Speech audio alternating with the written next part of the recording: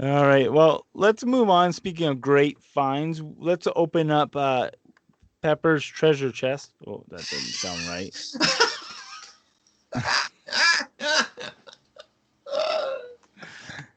Oh Uh, my God, it's dude. getting to the end of the show, folks. All right. So let's open up what do you call this? Your finds. Obscure wrestling find. Obscure wrestling finds. All right. So do you want to say anything before I play it? No. All right. Well, cut me off when it's done, okay? But here it is.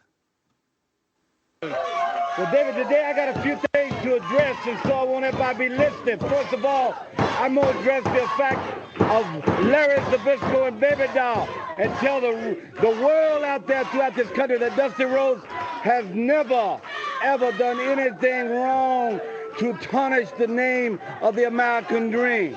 If you have documents, if you have photos, if you have clues and evidence, if you will, to say that Dusty Rhodes, the American Dream, has ever stepped over the bounds, if you will, then, baby doll, prove it. And Larry Zabisco, if you want the United States heavyweight title, you have to come get it. Secondly, now, the Road Warriors, my brother Animal, come out here and talk in a different tone and got right down in your living room and told you what's going to happen to the powers of pain. So powers of pain, you better take that to the bank, because when Animal said and Hawk said, that it's a true fact. And then Ric Flair come out here knocking my public. He come out here and he be talking about the way people look, the way they are, and he's over here and he's saying, well, Ric Flair, you know what? I'm not a normal looking athlete myself. You know what I'm talking about? I've been in the dens of lions. It's a privilege and an honor to walk out with Ole Anderson, Lex Luger, and the Omni tomorrow night, because I'm not a put inside either. You know what I'm talking about? When you knock them, you're knocking me. And let me tell you something, Daddy. I can buy and sell you, Ric Flair. And that's the bottom line. And the other bottom line is, in this wrestling world, I am 3 times world heavyweight wrestling champion. That's the bottom line. And the other bottom line is, I am the current bull of the woods, if you will. And that makes me the baddest of them all.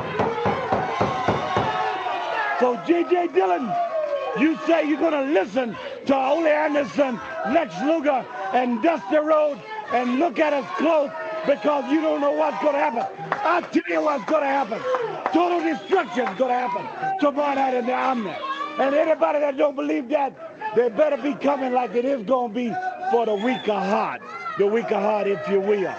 So now I want to say something to my sister in Houston, Texas. Because Ric Flair, my sister, is 6'2" and weighs 280 pounds.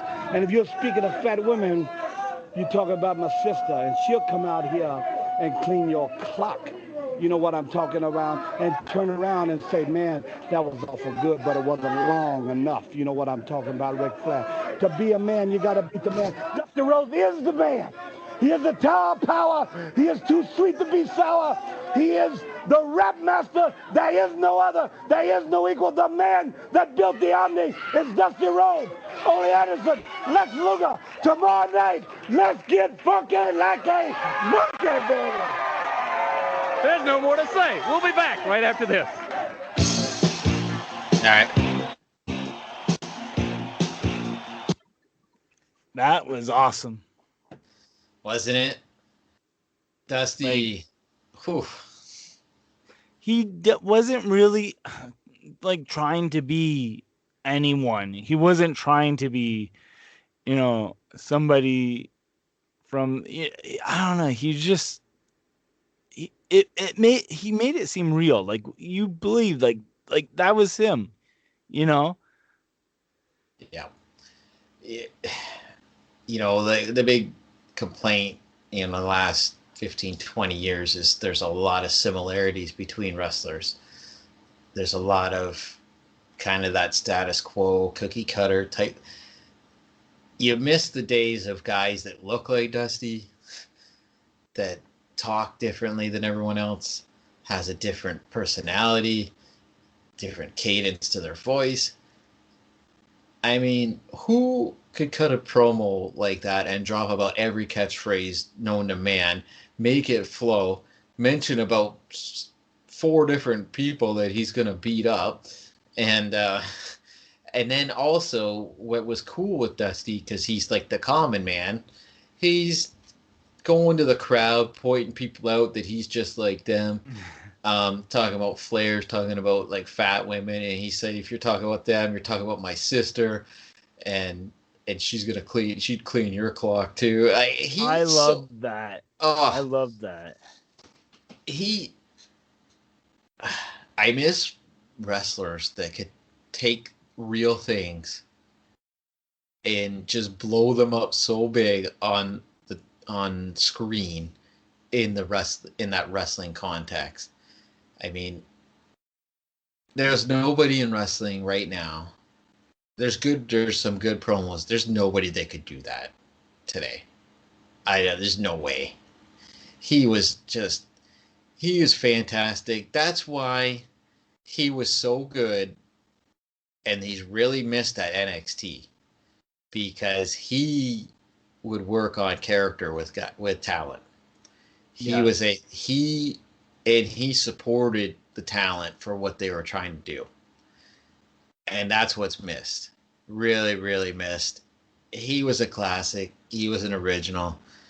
When you see that studio audience too, this is what, late 80s? You imagine if you were a kid sitting in that crowd. You know how awesome that would have been? Oh yeah.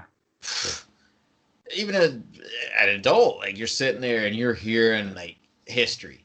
You're hearing the way this guy talks, and nobody talked like Dusty. Nobody. Just the way he sounds is different. You think about it. He fought Flair all the time. Look at Ric Flair. Look, Ric Flair's in shape. He's got the long hair. You know, he's talking about women all the time, like on his promos. And then you have Dusty. Dusty looks like that redneck you'd see in a bar at the end of the bar, like, where he's talking like he's bigger than he is, like he's got the rap going. You know, he's the guy you'd play darts with at the other side of the bar. Like, that's just who he was. He was, I don't know. I love hearing promos. I don't know. Like He kind of looks at like the checkout lady at Walmart. There was a meme I seen where he'd be like a customer at Walgreens or something. I seen that not too long ago.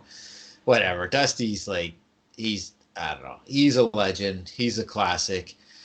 You can say what you want about him, behind the scenes, booking, whatever. When the red light's on, man, name a few guys that were a better promo. It's going to be pretty hard to do.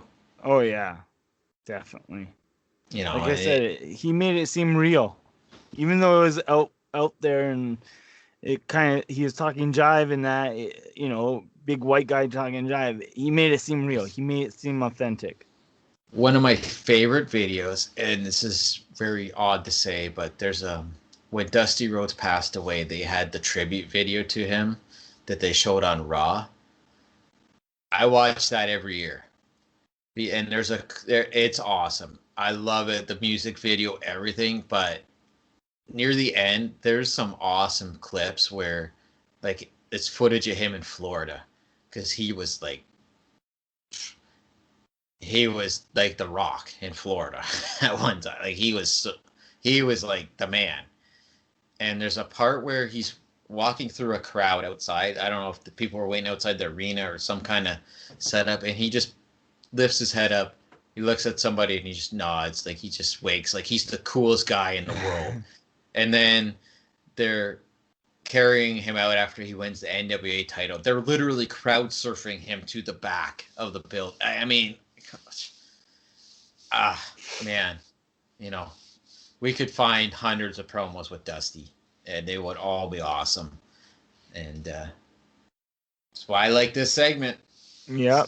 And that's the thing, like, often imitated, never duplicated. The American Man- dream, baby. Man of the hour, too sweet to be sour. The hit maker, the record breaker. Yeah. What's your favorite? You know what? I just got, while we're talking about Dusty, I gotta tell you, my favorite Dusty promo, like, there's a couple, like, aspects of him. I love where he's like, my favorite, one of my favorite lines is, you know, eating with king and queens and dining in alleys, dining in alleys eating pork and beans and talking. I Whatever. I can't say it right it, now. I can't. wined and dined with kings and queens and slept in alleys on pork Yes. and beans. Yes. That's my favorite line, probably. That is the Hard Times promo. Yeah. And that's my favorite promo of Dusty. That's the one where he's like, and you work 20 years at a factory and they give you a watch and say a robot has took your job, daddy. But you could feel that. Yeah, right? you could.